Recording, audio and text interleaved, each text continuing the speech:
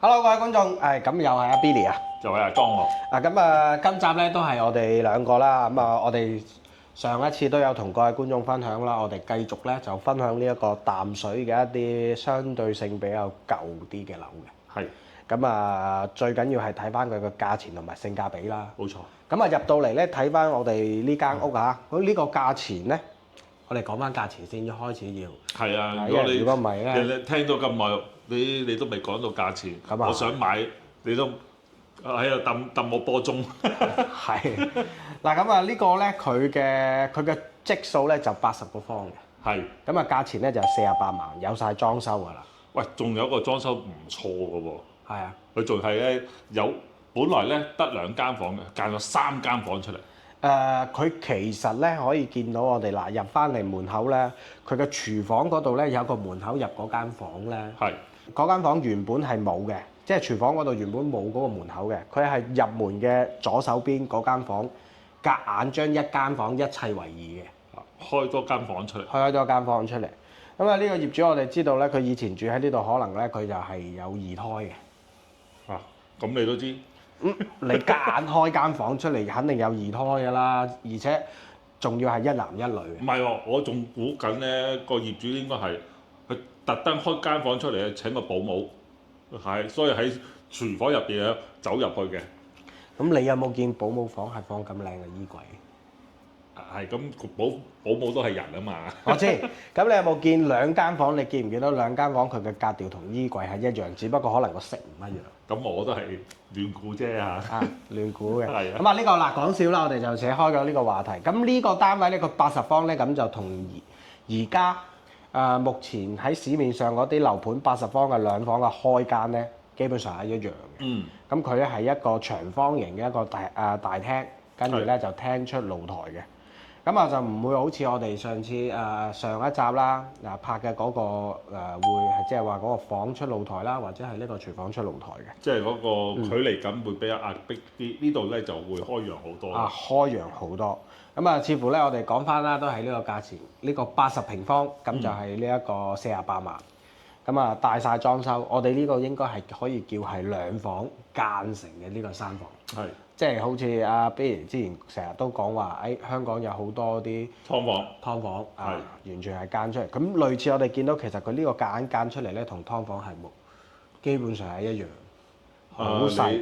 你未去過香港啫，唔係應該你未去過香港個劏房，親身體驗過嗰啲劏房係嗰個係咩環境嘅？呢個係比嗰啲劏房冇，但係雀籠咧，我有睇過嘅。你電視機上面睇啫。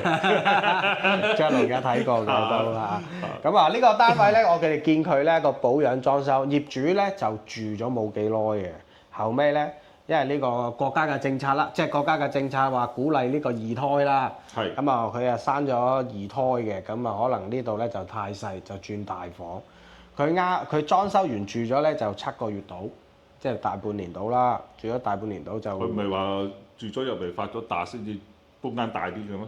咁你唔發達你都搬唔到大啦，係嘛？哦。係嘛？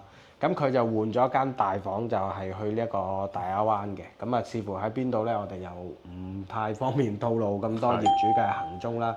咁佢係換咗新屋嘅，跟住咧就將呢間樓咧就放出去賣。當其時業主買咧都平貨嚟嘅，佢係入貨嗰陣時咧應該入貨嗰陣時咧都係3000零蚊1平方入貨嘅。依家賣嘅價錢咧，佢叫價如果係叫到48萬咧，都要去到差唔多6000蚊1平㗎啦。會賺少，因為點解咧？佢係好早期就已經係入咗手㗎啦。當其時咧，我記得以前啦，成個大亞灣又好啦，淡水又好啦，即係我相信如果有了解過大亞灣或者惠州呢一邊咧，之前咧就話呢度係鬼城嚟嘅，就乜都冇嘅，人又冇，車又冇，即係入住率係完全冇。業主係嗰陣時入嘅貨，即係鬼城嗰陣時入嘅貨，所以相對性都係好平。我相信當時鬼城嗰陣時咧，成個大亞灣嗰陣時咧，都係講緊2999 3000蚊一方嗰啲單位嚟嘅。即係之前嗰個咩大亞灣最早一個樓盤叫做熊貓國際，咁就熊貓國際喺邊度咧？就係喺呢個木馬湖嘅隔離。即係你當其時係咪帶咗好多香港人嚟淡水呢度？好多香港人都識㗎。淡水好多香港人識嘅，係嘛？千山萬水不如淡水啊嘛，啱唔啱先？都有流過好多腳毛嘅。咁啊，當其時咧嗰段時間咧賣緊呢個大亞灣又好啦，或者淡水都好啦，其實佢個樓價唔高。依家好似就反轉咗，點解咧？因為當其時大亞灣啱開始發展，仲係好即係好多泥頭車啊、煙塵滾啊，未有路嗰陣時咧。大亞灣嘅最早一個樓盤叫做熊貓國際咧，嗰陣時係賣好平嘅，最平係2700幾蚊一平。咁啊，呢個樓盤咧就係喺依家最 hit 嘅，即係大亞灣最 hit 嘅樓盤嘅隔離，叫做木馬湖嘅隔離。咁我相信如果有睇過呢個惠州樓盤嘅咧，好多人都有睇過木馬湖呢個視頻啊，或者有介紹嘅。咁木馬湖隔離咧嗰個就叫熊貓國際。熊貓國際咧就係屬於呢一個大亞灣最早嘅一個樓盤，佢當其時咧就賣得好平嘅。咁啊2000幾蚊就有入貨㗎啦。當其時大亞灣就賣2000幾，反而淡水賣得貴。淡水去到3000幾。因為多香港人中意啊嘛。係。咁啊依家調轉咗啦，依家就係大亞灣賣得貴，反而淡水賣得平。有調轉咗，似乎咧都要睇翻係喺邊個位置嘅，係嘛？咁啊，但係呢個業主咧真係都幾識享受同埋幾識點樣改造。你睇翻佢而家嗰咁嘅裝修格局啊、顏色配套啊各方面咧，都比較協調好多嘅。協調好多，不過佢住嘅時間就唔長。佢住咗，佢係本身諗住係點咧？因為呢個國家嘅政策話推行呢個二胎啊，又有咩補貼政策啊，所以佢當其時先將呢間屋，我哋所在嘅呢間屋，夾硬喺另外一間房入邊斬開兩半，做咗兩間呢個細路仔嘅房。咁都要有呢個條件情況下先可以斬得開嘅。唔係咁當然啦，係咪先？咁啊住咗一段時間之後咧，可能呢個即係靚仔啊，佢會越嚟越大啊嘛。大咗之後咧，可能佢會覺得呢啲正常嘅三房，即係話甚至乎可能買大啲啊，買咗成1000尺啊，或者係買咗1200啊，或者1300尺咧，先會夠用嘅。所以就選擇係去呢個大灣嗰度買翻間大少少嘅，跟住將呢一間屋咧就放出嚟賣。咁我哋都可以好直白咁樣講，業主係依家放出嚟賣係賺錢，因為佢當其時係最早期嗰陣時買嘅。觀眾會唔會聽到好唔平衡咧？但尤其是我有啲㗎，我買咗樓之後咧，呢我就蝕緊㗎啦。咁啊，但係我未放，即係人哋而家唔放都賺錢嘅。喂，咁你唔同喎，咁你要睇翻呢個時勢同埋呢個你最高峰嗰陣時入嘅喎，即係2018年、19年最高峰入嘅喎。咁早期嗰啲之前好多香港人買咗東莞常平、樟木頭，或買咗深圳嘅羅湖呢啲地方都賺錢嘅喎。係咪先？佢唔係賺一個 double 喎，係誇張到你諗下東莞常平、樟木頭呢啲地方早期嗰啲。你哪怕你早期買嗰啲，到依家賣出去啊，你都講緊係賺幾個 double。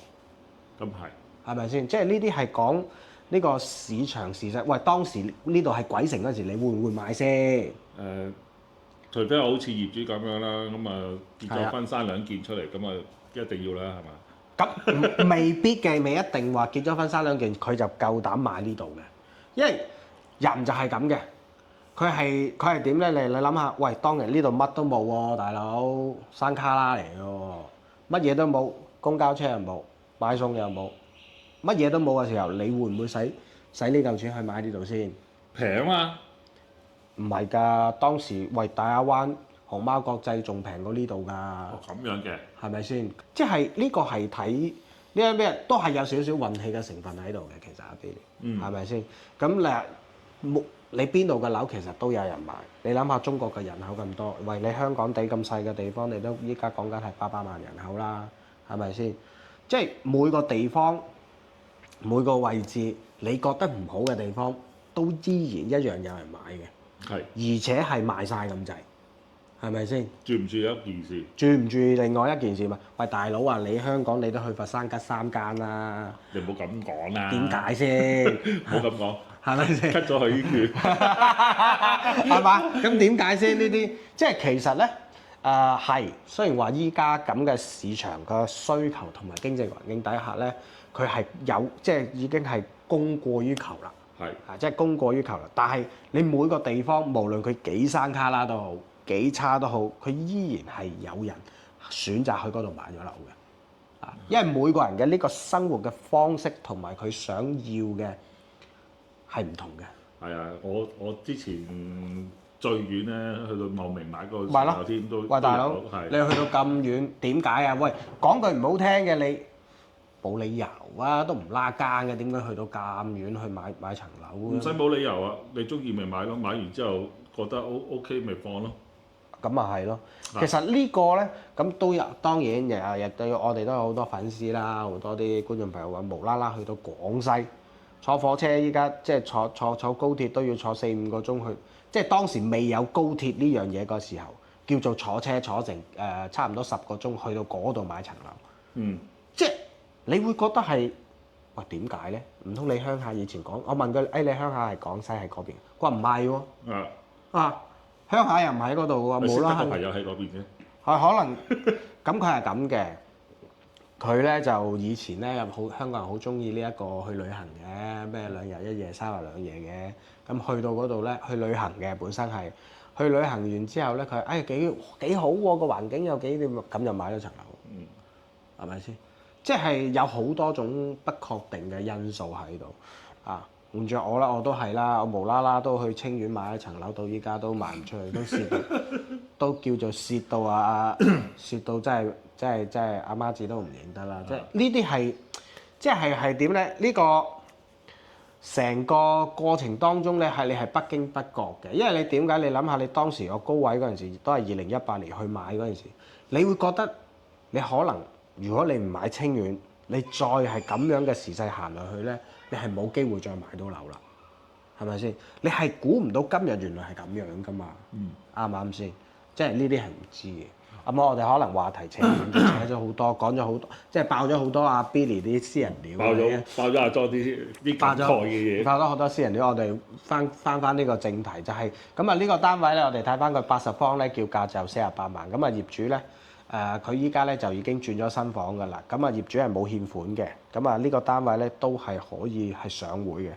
Anyway，我哋應該係講拍嘅所有嘅單位其實都係可以做呢個銀行嘅上會嘅，係。只不過咧你係要供幾年，同埋你嘅首付幾多，借幾多去計翻你嘅呢個首期嘅。呢一樣嘢就因人而異啦。係因每個人而異。你如果想月供低，我 OK 冇問題。你話月供唔超過1500或者月供唔超過2000嘅。咁我哋就因應翻你個條件，做翻相對應嘅嘢嘅，係嘛？咁呢個單位咧，我哋睇落入到嚟咧，即係好舒服。俾我嘅感覺係點咧 ？Billy，即係我啱開始同阿 Billy 講咧，我哋去拍下呢個淡水一啲舊嘅樓啦，睇下係點嘅。即係第一個印象，阿 Billy 佢俾我睇下舊樓好舊喎，啲即係一係就天花板甩灰啊，一係就嗰個大堂嘅 lobby 啊，一係就電梯運 lift 嗰啲嘅。其實唔係所有嘅舊樓都係咁嘅。你唔好講呢啲嘢嚇人先得㗎。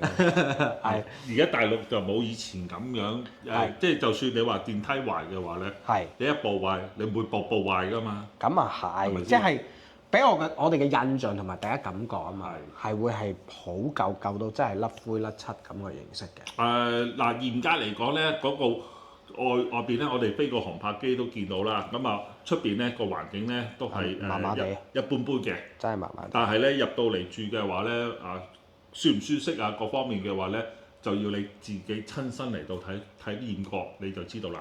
係啦。咁啊睇翻我哋基本上我哋都拍咗幾集呢個淡水一啲叫做未聽，即係好多觀眾其實可能未聽過呢啲咁嘅屋苑嘅名，未係嘛？呢個又叫咩雲景咩花園啦，咁啊仲有一個叫做潤景深院啦，即係呢啲名係好拗口嘅。咩？我覺得係嗰啲過萬蚊以上，香港人就會知道嗰啲屋苑喺邊度。莫馬湖啊、星河丹堤啊、馬斐山啊，係嘛？呢啲即係好多人都知，因為點解？因為好多人都有去拍呢個即係拍呢啲咁嘅 video 去分享到呢個 YouTuber 呢度嘅，係咪先？咁我哋都講咗咁多啦，其實呢個單位可以睇翻，佢相對性都係比較新淨、乾淨、舒服嘅。咁至於你話48萬抵唔抵咧，買唔買得過？其實呢個就見仁見智嘅。喺按照咁嘅市場嘅環境底下，佢淡水呢啲舊樓咧，佢市值就係得呢個價嘅啫。嗯。嚇，佢唔會話超過50萬或者60萬、70萬嗰啲嗰啲依家啊，未來呢一年或者未來2年咧都唔會賣到呢個價，呢啲唔使諗。咁啊，似乎睇翻各位觀眾係你如果你係想話喺淡水呢度你覺得唔介意嘅 ，OK 嘅冇問題嘅，其實可以上嚟睇下。佢唔單單，因為成個淡水佢係唔單單得我哋拍呢幾個屋苑嘅，佢係有好多。我哋只不過咧就可能揀一啲比較性價比比較高嘅一啲咧，係分享俾各位觀眾嘅。嗯，係嘛？咁我哋咧都係即係歡樂嘅時刻都過得特別快啦，都係時候大家講拜拜啦。講拜拜。咁我哋今集咧就分享呢一個就叫做呢一個雲景花園嘅。係。咁啊，呢個80平方嘅一個叫做2房改3房嘅一個單位。咁啊，總價咧就係48萬嘅。各位觀眾如果有興趣嘅話，可以聯繫 Billy。聯繫阿莊。咁啊，歡樂時刻過得特別快啊！我哋就下一集再同各位觀眾見面，好唔好？ OK。拜拜。拜拜。